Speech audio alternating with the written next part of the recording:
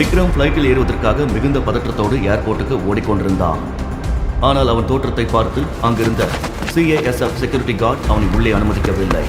ஹே, எங்க போயிட்டு இருக்க நீ? சார், எனக்கு யூஎஸ்க்கு ஃப்ளைட் இருக்கு. நெக்ஸ்ட் 30 மினிட்ஸ்ல ப்ளீஸ் சார். எடு டிக்கெட் எடு. சார், டிக்கெட் உள்ள இருக்க என்னோட மேனேஜர் கிட்ட இருக்கு. Please sir. ஏய் போ, அதெல்லாம் உள்ள விட முடியாது இடியட். இது ஏர்போர்ட், பஸ் ஸ்டாண்ட் இல்ல. எவன் வேணாலும் உள்ள போறதுக்கு. போ முதல்ல இங்க இருந்து. கையெடுத்து கும்பிடுறேன். 30 மினிட்ஸ்ல எனக்கு யூஎஸ் ஃப்ளைட் இருக்கு. ப்ளீஸ் சார், டிக்கெட் உள்ள இருக்கு. நீ ஒரு பிச்சைக்காரன். Dress எல்லாம் அழுக்கு, செப்பல் ஃபுல்லா மண்ணு. என்ன சொல்ற? உனக்கு ஃப்ளைட்டா?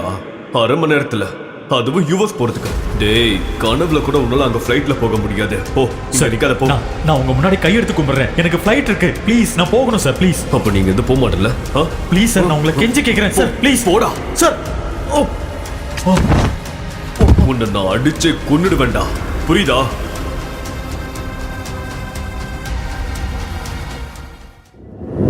ஓய் விக்ரம். அது விக்ரமின் மனைவி சுரபி. அவள் சிட்டியின் மிகப்பெரிய கோடீஸ்வர குடும்பத்தைச் சேர்ந்தவள். அவள் தன் கணவன் விக்ரம் CASF செக்யூரிட்டி கார்டு தள்ளிவிட்டதை பார்த்தாள். விக்ரமும் சுரபியும் பெயருக்குத்தான் கணவன் மனைவி. ஏனென்றால் சுரபி தாத்தாவின் கட்டாயத்தினால் இந்த திருமணம் நடந்தது. அதன் பிறகு விக்ரம் சுரபி வீட்டில் வீட்டோடு மாப்பிள்ளையாக ஒரு வேலைக்காரனைப் போல நாயை விட மோசமாக வாழ்ந்து வருகிறார். மிஸ்டர் லோக்கல், நீ என்ன பண்ணிட்டு இருக்க? உனக்கு தெரியும் தானே, இங்க ரொம்ப இம்பார்ட்டன்டான இன்வெஸ்டர்ஸ் வர போறாங்க. நான் உங்களை வெல்கம் பண்றதுக்காக இங்க வந்திருக்கேன். இந்த இடத்துல எந்த டிராமாவும் நடக்கக்கூடாது. இங்க நீ எதுக்காக வந்தியோ அது அப்படியே விட்டுட்டு போங்க. இருந்து சீக்கிரம் கிளம்பு. சுரபி, எமர்ஜென்சியா நான் அமெரிக்கா போகணும். கையில டிக்கெட் இல்லாம உள்ள விட மாட்டேங்கிறாங்க. ப்ளீஸ் ப்ளீஸ், தயவு செஞ்சு கெஞ்சி கேட்கிறேன், எனக்கு ஹெல்ப் பண்ணு ப்ளீஸ். Have dare you! முதல்ல வெளியே வந்தா என் கையை பிடிச்சி பேசுற வேலை வச்சுக்காத. அமெரிக்கா போறியா நீ? எனக்கு அமெரிக்காவோட ஸ்பெல்லிங் ஒரே ஒரு தடவை சொல்லிடு. அமெரிக்காவுக்கு ஸ்பெல்லிங் சொல்லு. உன்ன மாதிரி ஒரு ஆளுக்கு நான் எதுக்கு அமெரிக்கா டிக்கெட் போட்டு தரணும்? விக்ரம் பிளாட்ஃபார்மில் தள்ளுவண்டி வைத்து சுண்டல் வியாபாரம் செய்து வருகிறான். இவனுக்கு அமெரிக்காவில் என்ன வேலை இருக்க போகிறது? வாயை மூடிட்டு இங்கிருந்து போய் நான் கூட்டிட்டு வர இன்வெஸ்டர்ஸ்க்கு ஒழுங்கா பிரேக்ஃபாஸ்ட் ரெடி பண்ணி வை. வேற எந்த கோல்மால் வேலையும் பார்க்கறதுக்கு முன்னாடி ஒரு தடவை யோசிச்சுக்கோ. இப்ப வெளிநாட்டுக்கு போறத பத்தி யோசிச்சுட்டு இருக்கல. வீட்டை விட்டு வெளியே போக முடியாத மாதிரி நீ யோசிச்சு பார்க்காத அளவுக்கு உன்னை வீட்டுக்குள்ளேயே அடக்கி உடக்கி வச்சிருவேன். ஜாகிரதையா இருந்துக்கோ ப்ளீஸ். ஒரு வாட்டி தான் சொல்லுவேன். சுரபி, உன்னோட இன்ஃப்ளூயன்ஸை வச்சு எனக்கு ஹெல்ப் பண்ணு ப்ளீஸ். அப்போது சுரபியின் பிசினஸ் பார்ட்னரான சந்துரு அங்கு வந்தான். சுரபியிடம் பேசினான். ஹே, இந்த மாதிரி பிச்சைக்காரங்க கிட்டலாம் உனக்கு என்ன பேச்சு? 50 ரூபாய் தூக்கி போட்டு துரத்து. நீ தேவையில்லாம தலையிடாத. நான் என் வைஃப் கிட்ட பேசிட்டு இருக்கும்போது. இவன் என்ன சொல்றான் சுரபி? இவன் உன் ஹஸ்பண்டா? சந்துரு இந்த கேள்வியை கேட்டவுடன் சுரபி அதிர்ச்சியால் அமைதியாக நின்றாள். அதன் பின் சிரித்துக் கொண்டே பேசினாள். Come on Chandru, seriously? Look at him. இவனுக்காக சந்தேகப்படுறியா? இவன் அப்பியரன்ஸ பாரு. இந்த ஆள் கூட நிக்கிறதுக்கே எனக்கு கேவலமா இருக்கு. நீயே நினைச்சு பாரு. இவெல்லாம் என் ஹஸ்பண்டா?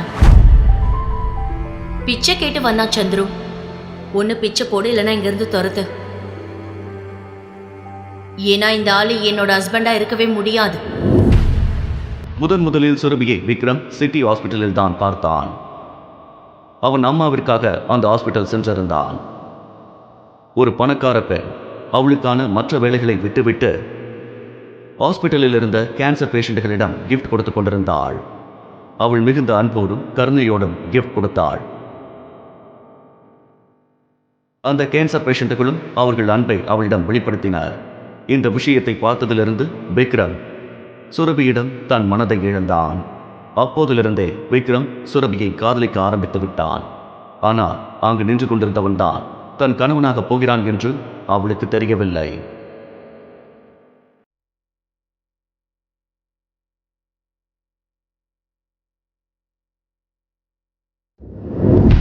பிச்சைக்காரன் நாய் நீ. நான் உன்னை அடிச்சு மூஞ்செல்லாம் உடைக்கிறதுக்கு முன்னாடி ஒழுங்கு மரியாதை எங்கிருந்து போ. விக்ரம் தன் நிலைமை நினைத்து அவன் தன் மனதுக்குள் அழுதான். அவன் அங்கிருந்து வெளியில் செல்வதற்கு முன் ஏர்போர்ட் வாசலில் ஒரு பிளாக் கலர் கார் வந்து நின்றது. அதிலிருந்து சிட்டியின் பெரிய பிசினஸ்மேனான நிதின் வர்மா வந்து இறங்கினார். உடனே அவர் பார்வை விக்ரமின் மேல் பட்டது. விக்ரமை பார்த்து கொண்டே வந்தவர் அவனிடம் பேசினார். மிஸ்டர் விக்ரம், நீங்க சார், உங்களுக்கு எனக்கு தெரியுதா? நிதின் வர்மாவை யாருக்கு தான் தெரியாது. சுரபி அவரை பார்த்தவுடன் கண்டுபிடித்து விட்டாள். அவர் விக்ரமுடன் பேசிக் கொண்டிருப்பதை பார்த்த சுரபியும் சந்துருவும் அதிர்ச்சி அடைந்தனர். மிஸ்டர் நிதின் வர்மாவை இந்த பிச்சைக்காரனுக்கு எப்படி தெரியும்? அதே தான் யோசிச்சுட்டு இருக்கேன். நிதின் வர்மா 5000 crores ப்ராப்பர்ட்டிக்காக தான் இங்க வந்தாரு. ஆனா அந்த உதவாக்கர கிட்ட எதுக்கு பேசிட்டு இருக்காரு? ஐம் ஷூர் அவரோட டிரைவரா இருப்பான். ஹலோ, நீங்க சீக்கிரம் வாங்க, immediately.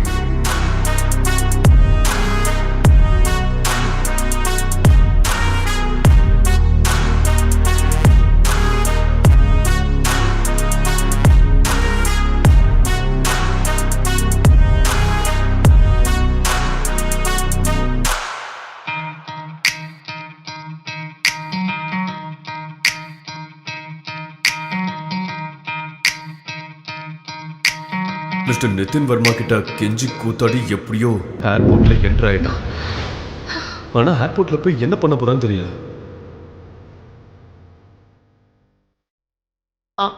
Excuse me, mister Nitin Varma right? Hi, நான் சுரபி, சரவணன் குரூப்போட CEO. Please don't mind me asking. நீங்கள் ஒருத்தர்கிட்ட பேசிட்டு இருந்தீங்கல்ல, உங்களுக்கு அவனை எப்படி தெரியும்? ஏன்னா அவன் பார்க்க ரொம்ப லோக்கலாக தெரியுறான். உங்களுக்கு அந்த உதவக்கரையை எப்படி தெரியும்?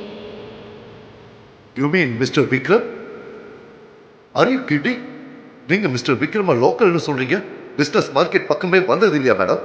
தேவையில்லாம அவர் இப்படி பேசாதீங்க. ஓகே, நான் கிளம்புறேன். சுரபி நிதின் வர்மாவின் இந்த வார்த்தைகளை கேட்டு ஏன் இப்படி பேசுகிறார் என்று சற்று குழப்பமடைந்தாள். மறுபக்கம் ஏர்போர்ட்டுக்குள் சென்ற விக்ரம் மிகுந்த பதட்டத்தோடு ஓடிக்கொண்டிருக்கும் போது அவனது மேனேஜரை சந்தித்தான். இதுதான் உங்க யூஸ்க்கான டிக்கெட். இது உங்களோட ஃபோன். சீக்கிரம் கேட் நம்பர் 3 போங்க. உங்ககிட்ட டைம் இல்ல. Okay, thank you. விக்ரம் மேனேஜரிடம் பேசிவிட்டு கேட் நம்பர் 3க்குள் நுழைந்தான். கேட் நம்பர் 3க்குள் சென்று கொண்டிருக்கும் போது திடீரென்று ஒரு ஆண் வந்தான். அவனை இடித்து இருவரும் கீழே விழுந்தனர்.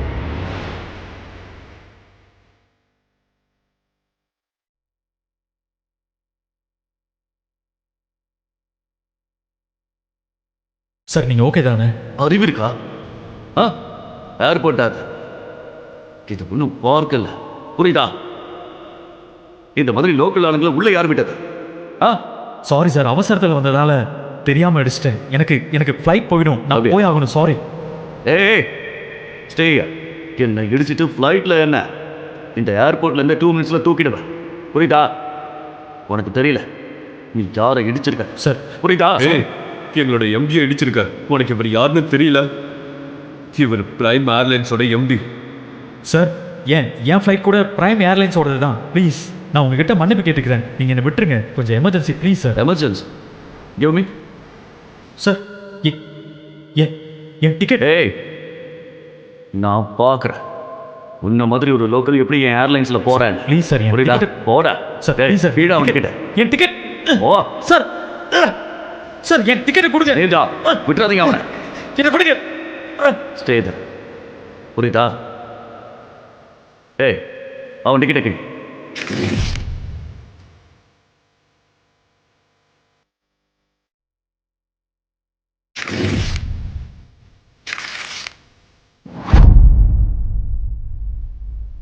You better watch it, okay? How dare you? என்ன தைரியம் இருந்தால் என் டிக்கெட்டை கிழிச்சிருப்பேன். ஒரே ஒரு ஏர்லைனுக்கு எம்டியாக இருந்துக்கிட்டு ரொம்ப பெரிய ஆள் நினைப்போ. 10 நிமிஷம், அடுத்த 10 நிமிஷத்தில் உன்னை கீழே தள்ளுறேன். பார்க்குறியா? 10 நிமிஷத்தில் என்ன கீழே தள்ளுறானா? அவ்வளோதானே சேலஞ்சு? சரி, நான் இங்கே இருக்கேன், பார்க்குறேன் நீ என்ன பண்ணுற. இரு, பார்க்குறேன். நிறைய பேர்த்த பார்த்தாச்சு. ஹலோ, நான் சொல்கிறத கேளு.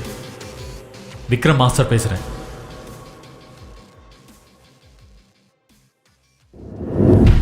அன்பான வாடிக்கையாளர்களுக்கு சற்று முன் கிளம்பிய பிரைம் ஏர்லைன் சேவை நிரந்தரமாக நிறுத்தப்பட்டது.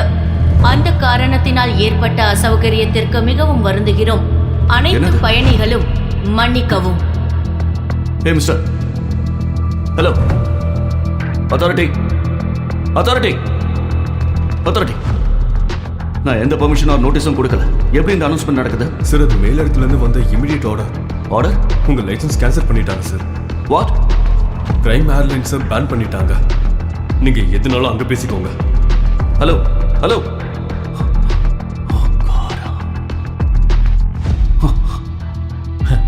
நான் சொன்னேன்ல 10 நிமிஷத்தில் உன்னை ரோட்டுக்கு கொண்டு வந்துட்டேன்னா உன்னோட ஏர்லைனை பேன் பண்ணிட்டேன். சடனாக நடந்துருச்சா? ஆனா நீ ஒரு சாதாரண ஆள் தானே. நீ எப்படி இதெல்லாம் பண்ண? ஆ? நான் ஒரு crore ஆள். என்கிட்ட பவர் இருக்கு. என்னோட ஏர்லைன்ஸை பேன் பண்றதுக்கு பிரைமரி சோர்ஸோட நிறைய ஆர்டர் தேவைப்படும். ஆனா எதுவுமே இல்லாம ஒரு கால் பண்ணி எப்படி? இப்போ வர 3 ஏர்லைன் பேன் ஆயிடுச்சு. இந்தியாவில் ஃப்ராடு பண்ணி ஸ்விஸ் பேங்க்கில் பணம் போட்டிருக்கேல்ல, ஞாபகம் இருக்கா?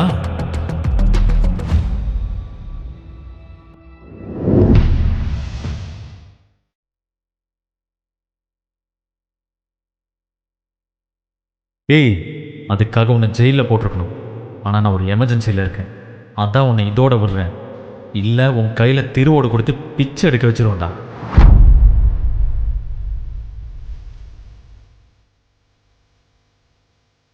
சார் நீங்க அர்ஜென்ட்டா யூஎஸ்க்கு போயே ஆகணும். நான் உங்களுக்கு பிரைவேட் ஜெட் அரேஞ்ச் பண்ணிட்டேன். நம்ம இப்போ கிளம்பணும். Yes sir. Private jet? அப்படின்னா இவன் ஒரு சாதாரண ஆள் இல்ல. இவன் பெரிய பணக்காரன், ஒரு பவர்ஃபுல்லான ஆள். நில, உன் பேர் என்ன?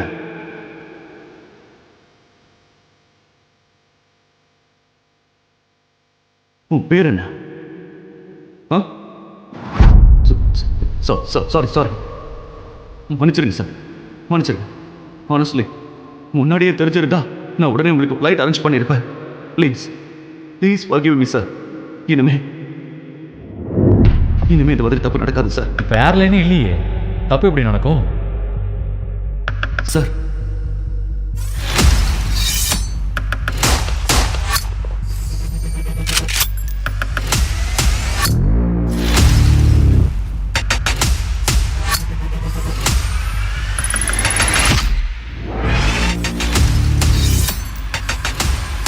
Good morning, sir. Good morning. Sir, bag please. It's all right. Sir, please give me. I will keep it. Yeah, thank you. அப்போது யூஎஸ்ல இருந்து ஒரு கால் வந்தது.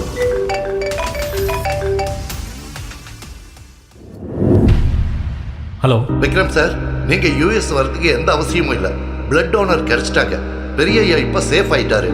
நாங்க எல்லாரும் நாளைக்கு இந்தியா வரோம். Thank God. நான் ரொம்ப பயந்துட்டேன். Keep me posted. Okay okay. இப்போது விக்ரம் எந்த டென்ஷனும் இல்லாமல் ஏர்போர்ட்டில் இருந்து கிளம்பி நேராக தன் மாமியார் வீட்டுக்கு வந்தான்.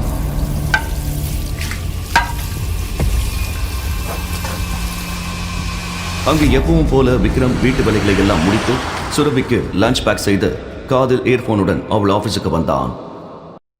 குட் மார்னிங் மிஸ்ஸஸ் ரூபா, எப்படி இருக்கீங்க? பார்க்க ரொம்ப அழகா இருக்கீங்க. Hello, how are you? You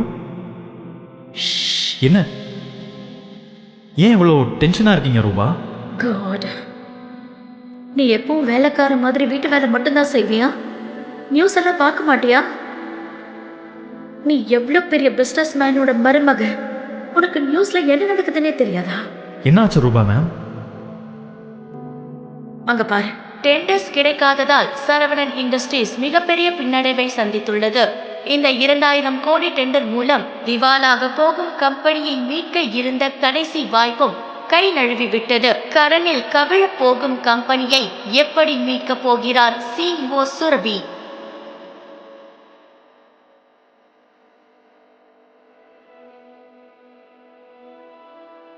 Rishabh சுரபியின் பிசினஸ் பார்ட்னர். அவன் சுரபியை திருமணம் செய்ய இருந்தான்.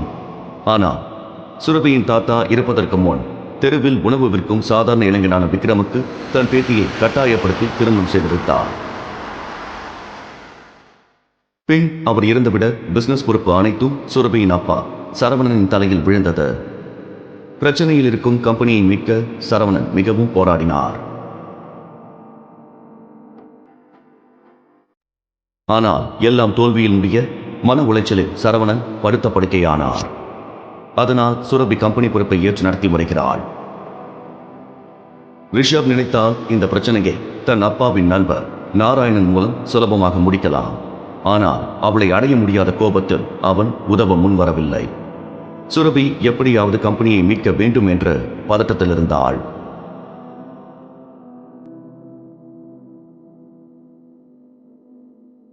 டெண்டர் கிடைக்காதால எல்லா இன்வெஸ்டர்ஸும் நம்மளை கைவிட்டுட்டாங்க. இது பாருங்க, the balance sheet is looking very bad. They don't trust us any more. இப்படியே போச்சுன்னா நம்ம கம்பெனி திவால் ஆகிடும். No, no, no, no, no, no. This cannot happen. I can't let this happen. இது வெறும் கம்பெனி மட்டும் இல்ல, தாத்தா அவரோட ரத்தத்தை சிந்தி உழைச்சு இந்த கம்பெனியை உருவாக்கி இருக்காரு. இங்க இருந்து வெளிநாடு வரைக்கும் கம்பெனியை கொண்டு போயிருக்காரு. இது அவரோட பல வருட உழைப்பு, கனவு. ஒரு சின்ன தப்பால அவரோட இத்தனை வருஷ உழைப்பும் தியாகமும் வீணா போறத நான் விட மாட்டேன். We have to do something. I can't lose this company. This is not the option. நீங்க ஏதாவது பண்ணுங்க ப்ளீஸ். ஏதாவது ஐடியா இல்ல சொல்யூஷன் கொடுங்க. Somebody just find a way. Surabhi, உன் தாத்தாவுக்கு சில லாயல் அசோசியேட்ஸ் இருந்தாங்க. அவங்க கூட நாங்கள் பிஸ்னஸ் பண்ணோம். ஆனால் தாத்தா போனதுக்கப்புறம் ரிஷப் கொடுத்த இன்ஸ்ட்ரக்ஷன்ஸ் படி அவங்க கூட நாங்கள் பிஸ்னஸை ஸ்டாப் பண்ணிட்டோம். உனக்கு ஓகேனா அவங்க கூட கம்பெனி மர்ஜர் பற்றி பேசலாம். Uncle, that's not an option. எனவே எனக்கு நியூஸ் பார்த்ததுக்கு அப்புறமா அவங்க நம்ம கூட மர்ஜர் பண்ணுவாங்களான்னு சந்தேகம் தான். மோகன், let's look at other option. Meanwhile, what can we do? ராஜமோகனும் சுரபியின் தாத்தா புருஷோத்தமனும் பல வருட நண்பர்கள். ஆனால் இன்று பெயரளவில் மட்டுமே அவர் கம்பெனியின் அட்வைசர். டெண்டர்ஸ் கிடைக்காததால் சரவணன் இண்டஸ்ட்ரீஸ் மிகப்பெரிய பின்னடைவை சந்தித்துள்ளது. Hello? இந்த 2000 Yes, ma'am. டெண்டர் மூலம் Yes, ma'am, I'll get the files. கம்பெனியை மீட்க இருந்த கடைசி வாய்ப்பும் கை நழுவி விட்டது. கடனில் கவிழ போகும் கம்பெனியை எப்படி மீட்கப் போகிறார் CEO சுரபி?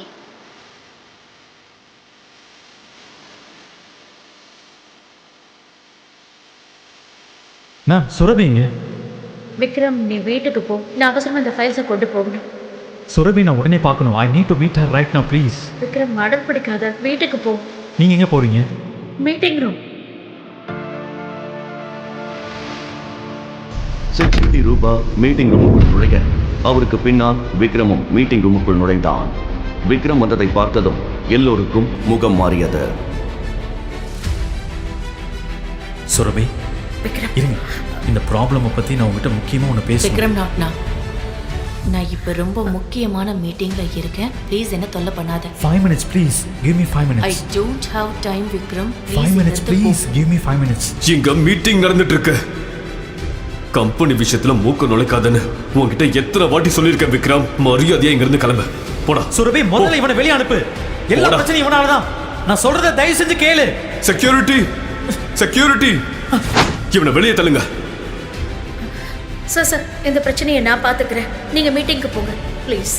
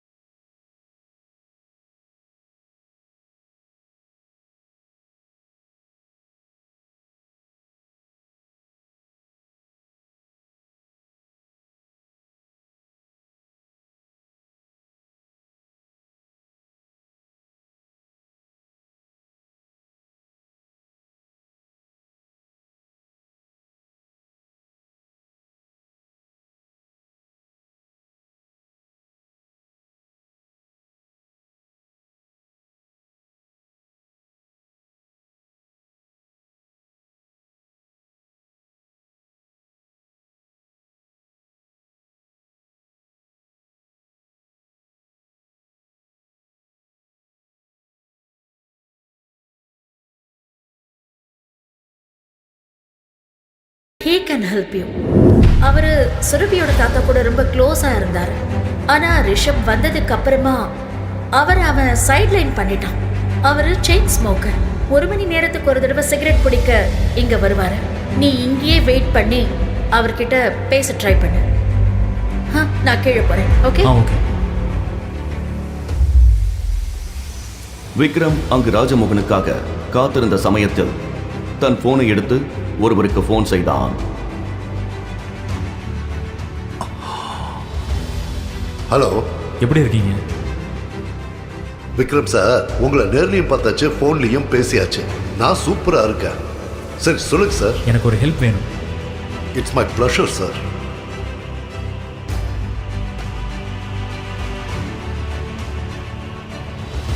நீங்க சீக்கிரமா அந்த டீட்டெயில்ஸை கலெக்ட் பண்ணி சொல்லுங்க.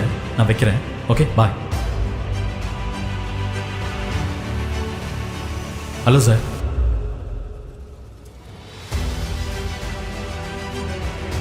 Rajmohan sir, Saravanan industries and Rana company merger எப்படி இருக்கும்?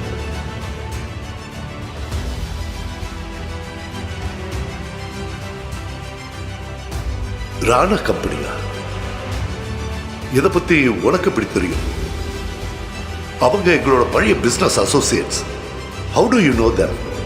அதற்கு பின் விக்ரம் சொன்னதை கேட்டு ராஜமோகன் பெரும் வியப்பில் ஆழ்ந்தார். உடனே ராஜமோகன் விக்ரமை தன்னோடு அழைத்துக் கொண்டு மீட்டிங் ரூம் சென்றார்.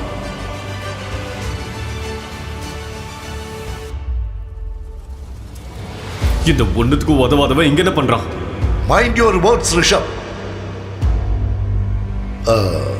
சுரபி, நாம விக்ரம் சொல்றதை கேட்கிறோம். Because he has a very good plan. பிளானா? இவனா? யூஸ்லெஸ். உன் வயசை விட அதிக வருஷம் நான் இந்த கம்பெனியில உழைச்சிருக்கேன். இந்த பிரச்சனைக்கு நடுவே சுரபிக்கு அவள் தாத்தா சொன்ன முக்கியமான விஷயம் ஞாபகத்துக்கு வந்தது. அம்மாடி சுரபி, விக்ரம் உனக்கு ஒரு நல்ல துணையாக இருப்பான். இன்னொரு விஷயம் ஞாபகம் வச்சுக்க, உனக்கும் நம்ம கம்பெனிக்கும் எந்த பிரச்சனை வந்தாலும் விக்ரம் உன்னை காப்பாற்றுவான். நீங்க என்ன சொல்ல வரீங்க? இனாஃப். அமைதியா இருங்க ப்ளீஸ். கொஞ்ச நேரத்துக்கு அமைதியா இருங்க ரிஷப், ப்ளீஸ் பி குவைட். மறந்துடாதீங்க, இந்த கம்பெனியோட பாஸ் நான் தான். Decision making power is in my hand. My decision is always final. Vikram, உனக்கு என்ன சொல்லணுமோ சொல்லு. வா விக்ரம், எங்க உட்கார். முதல்ல எனக்கு கம்பெனியோட share holders and investors list வேணும் அண்ட் பேலன்ஸ் ஷீட்டும் வேணும். அதை பார்த்துட்டு தான் பேச முடியும். Surabhi, this is too much. நம்ம கம்பெனியோட டீட்டெயில்ஸை அவ்வளோ ஈஸியாக ஷேர் பண்ணக்கூடாது. விக்ரம் கிட்ட லேப்டாப் கொடு. ப்ளீஸ். இந்தா. சுரபி, நீ இவன் ரிஷப், நீ உன் பாஸோட ஹஸ்பண்டை பற்றி பேசிகிட்டு இருக்கங்கிறத மறந்துடாத. Next time be careful Rishabh. 2 வருடங்களில் முதல் முறையாக சுரபி விக்ரமை சப்போர்ட் செய்தாள். விக்ரம் சந்தோஷத்தில் திளைத்தான். Vikram, you continue.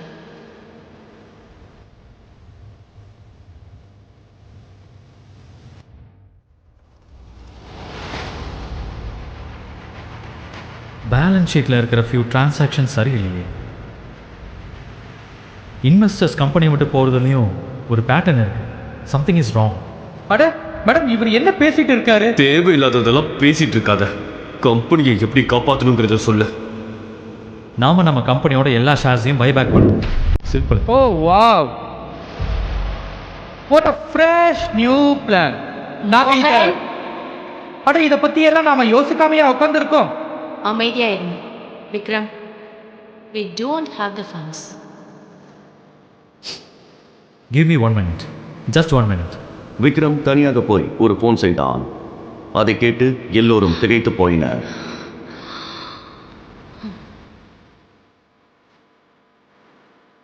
சரிங்க, பாருங்க, நான் சொல்கிறத ரொம்ப கவனமாக கேளுங்க.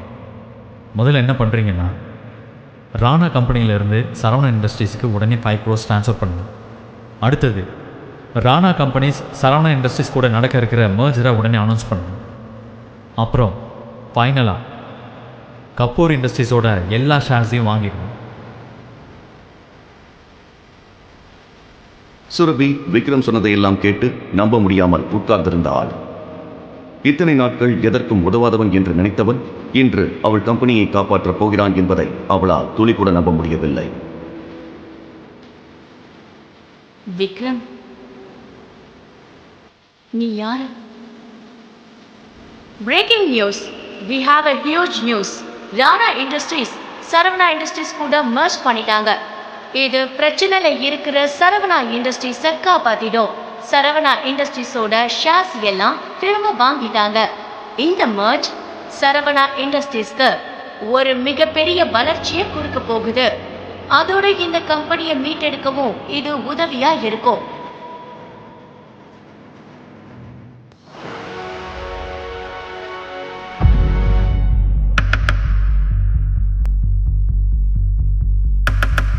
விக்ரம் சுரபி கேட்ட கேள்விக்கு பதில் அளிப்பானா?